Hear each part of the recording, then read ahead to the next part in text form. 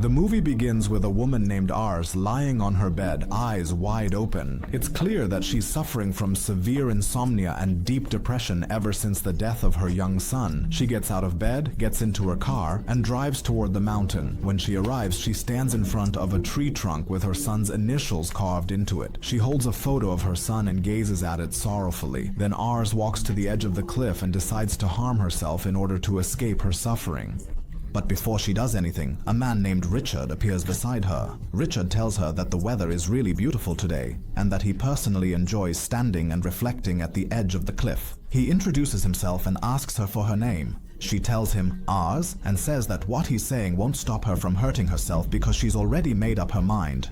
So Richard tells her that he's not going to stop her, but at the very least he wants to know her name, her story, and the reason that's pushing her to do this to herself. But Ars refuses to tell him anything, so Richard starts telling her that back in the day after he graduated from university, he was driving his car with his girlfriend Chloe. They were arguing, and in the middle of the road he got into an accident that caused the death of his girlfriend.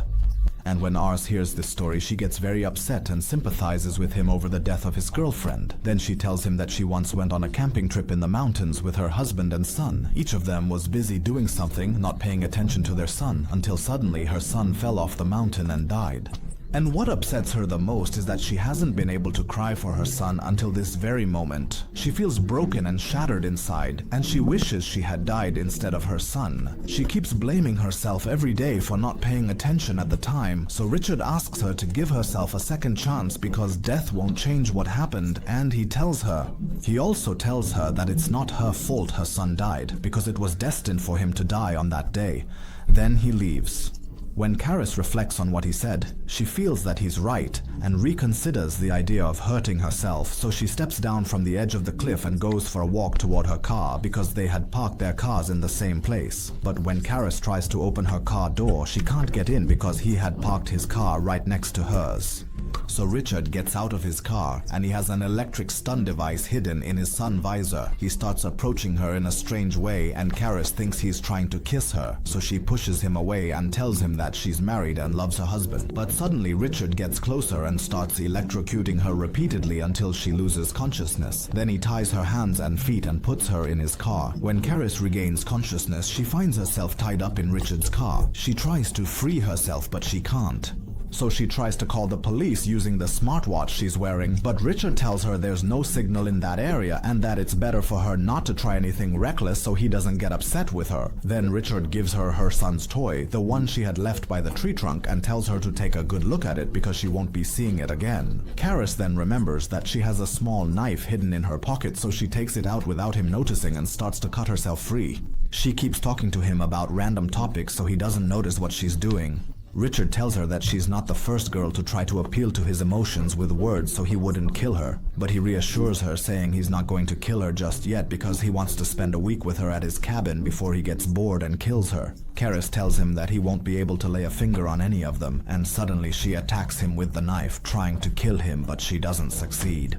Suddenly the two of them end up inside the trunk of a tree, and Karis tries to strangle him with the seatbelt.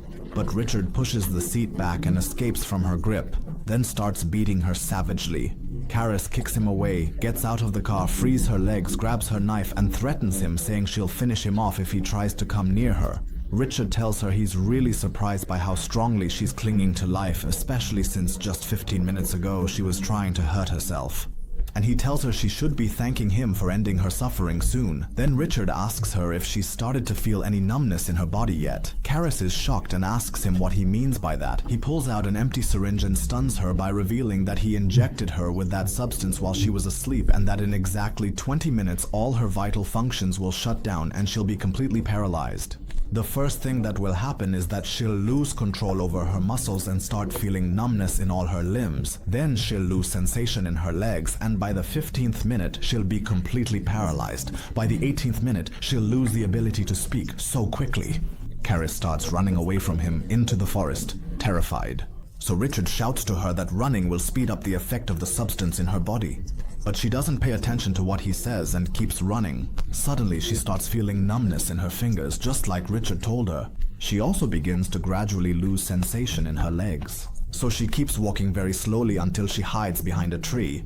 Richard arrives nearby and starts looking for her, but he doesn't see her. At that moment, the ant starts crawling on her face.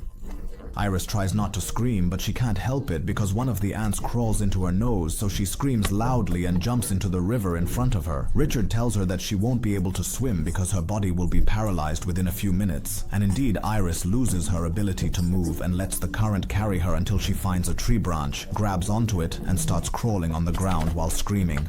She reaches the forest, and there Iris completely loses her ability to move and becomes fully paralyzed, though she can still move her eyes. Iris remains lying on the ground for a long time until she hears the sound of a lawnmower approaching. She wishes she could call out to the person using it to help her, but she's unable to speak. Fortunately, an old man named William sees her. He asks her if she's okay, but she can't respond, so he moves his finger in front of her eyes, and she follows the movement with her eyes. He realizes that she can see. Then he asks if she can hear him, and Iris blinks once, meaning she can hear. When he asks if she can walk, she blinks twice, indicating that she can't. So William brings over a small cart, the kind used to carry logs. He puts Iris in it and takes her into his cabin, reassuring her that she's safe now. But suddenly he hears a knock at the door. Iris starts blinking rapidly to warn him about whoever is coming, but William doesn't understand what she means, so he hides her behind the couch. William goes to open the door and finds Richard standing there. Richard tells him that he had an accident and passed out, and when he came to, he couldn't find his wife next to him. William tells him not to move and to stay where he is until he calls the police to come help them, but Richard doesn't listen and walks into the house.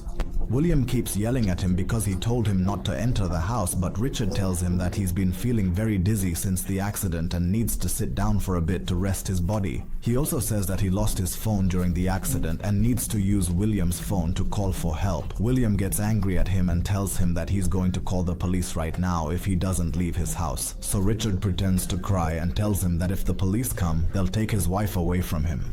William asks him for his name and his wife's name. So Richard tells him that his name is Andrew and his wife's name is Chloe. At that moment, Karis is hiding behind the couch that Richard is sitting on. We go back to Richard as he tells William that he loves his wife very much. But sometimes he gets angry with her, and that anger is what caused him to have the accident. He's afraid that his wife might have misunderstood him and reported him to the police, even though he loves her deeply and can't live without her. And he says that his wife also suffers from a rare genetic disease that leaves her unable to move or speak, and he has to be by her side all the time because he's the only one who knows how to handle her condition. William sympathizes with him and starts telling him about his late wife and how much he loved her. And he tells him that she died 5 years ago, and since then his life has been miserable. William is just about to tell him where Karis is, but at that moment Richard's phone rings, even though he had said that he lost his phone during the accident. That's when William realizes that he's been lying about everything he said. He quickly attacks him, knocking him onto the bookshelf and starts beating him. Then he calls emergency services to come and rescue him, but Richard gets up from the floor again and tries to attack him. So William pushes him and keeps kicking him with his feet, and we notice that Karis starts to slightly move her fingers, which means that the effect of the substance she was injected with is gradually wearing off. At the same time, Richard grabs a knife from the floor and keeps stabbing William until he kills him. After that, Richard starts searching for Karis everywhere, but he can't find her. So he brings a can of gasoline and drenches the whole house with it, then sets it on fire to cover up the traces of the crime. Richard heads out to get in his car and leave, but when he looks at the front of the house, he sees it moving. He goes back inside and finds Karis behind the couch, so Richard picks her up and carries her on his back. He puts her in his car and they drive off. On the way, Richard gets a call from his daughter, and she tells him that she passed the test and that she and her mother are coming to the cabin to spend the vacation with him. Richard asks his daughter to hand the phone to her mother, and he starts reproaching his wife for coming to the cabin without telling him, even though she knows he likes to spend time alone there to calm his nerves. But his wife tells him that he spends more time at that cabin than he does with them, and right now, she's on her way to the cabin with their daughter, and there's no turning back because she already promised their daughter. So Richard ends the call with her, feeling upset because he was planning to stay alone at the cabin with Iris. He stops in front of a gas station and gets out of the car to go pay. At that moment, Iris manages to slowly move her hands and unfasten her seatbelt. She sees a little child standing by the window next to her, so she tries to get his attention to help her. But the problem is, she still can't speak. At that moment, the child's mother comes over and scolds him because she had told him not to talk to strangers. She takes her son and they walk away.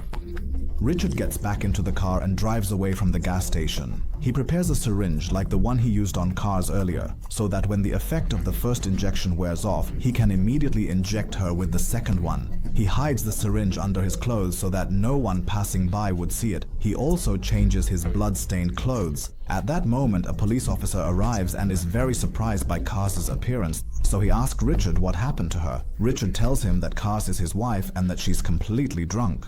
The officer tells him that he received a report from the gas station saying that a woman and her son saw Kars and thought she looked like she was drugged. But Richard insists that she's not drugged or anything like that and explains that she just drank a lot of alcohol. He tells the officer that she's been drinking heavily ever since their son passed away and that he's tried many times to stop her, but he couldn't. The officer feels really sorry for her and approaches Kars asking if she needs help. Kars quietly tells him that she's in danger and the officer is shocked when he sees the syringe in front of him. He immediately raises his weapon at Richard, but at that moment Richard grabs an axe and kills the officer with it. After that, he gets in the car and drives off. On the way, Iris keeps begging him not to kill her and promises that she won't report him. But Richard tells her that it's far too late for that kind of talk. Then Iris asks him when he started killing girls, and Richard tells her that he's always felt an emptiness in his heart and tried everything to fill that void, but he never could. Until he saw Chloe in front of him, dead, and at that moment, he felt something beautiful. The sight of blood reignited his passion. From that moment on, whenever he wanted to clear his mind, he would kidnap girls and kill them. So, Iris reminds him that he has a daughter and a wife, and surely they wouldn't be happy to find out he's a serial killer. But Richard tells her not to mention his daughter again, and then he stops the car in front of the river.